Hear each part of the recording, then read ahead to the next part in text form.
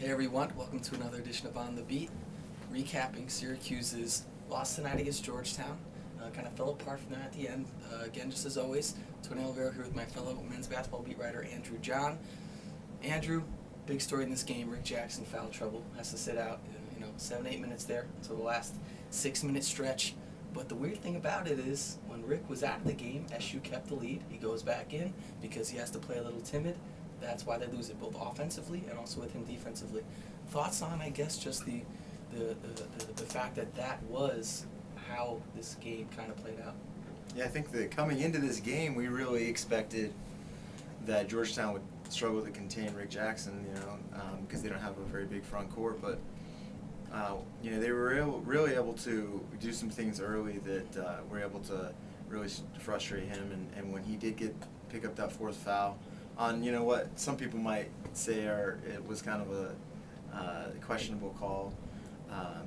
He was really not the same player when he came in, and when he was in the game playing with the fouls, he was really just not as aggressive as we've seen him. So, Syracuse was able to play really well, although they weren't rebounding the ball well. They were able to maintain the lead with him out, and then when he came in, he just really wasn't able to do the things that we're used to seeing him do. Yeah, Rick and Coach Boeheim both mentioned the fact that they felt when he went back in the game he wasn't able to do as much. Boeheim almost said it explicitly. When Rick came back in the game, he did nothing, basically. And Jackson and Boeheim, a little bit to an extent, almost kind of put a little bit of an onus on the fact that he picked up those fouls. I don't think either of them felt at least a few or a couple of those fouls were warranted. And it definitely was the main factor in this game. But again, the interesting kind of fact about it was you have two freshmen, Bai Musakita, again, after having such a strong performance against Connecticut, and C.J. Fair, third straight game where he's doing everything as a freshman for this team, where they kind of help SU play in what Boeheim felt was, and we'll get to that in a minute, the best defensive game this zone has played all year. But then you bring your star player back in, and it's almost it was a detriment. It was a negative, and it did lose this game for them. Offensively, he was a little rusty. Missed that hook shot layup right when he got back in the game. On the other end, there were several layups, including backdoor cuts against the zone where Jackson couldn't go all out and foul a Georgetown player. This is a team that was shooting so well free throw wise.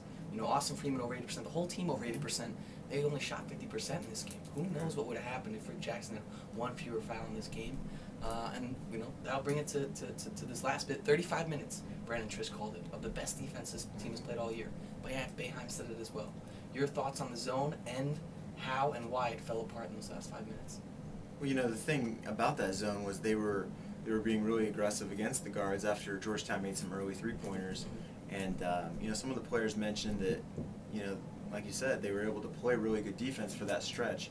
And, part of it broke down because inside, obviously, Jackson couldn't do as much defensively. So, they were a little bit limited there. But, Georgetown, really, they're a veteran group. They know how to beat this zone. They've played against this zone a lot.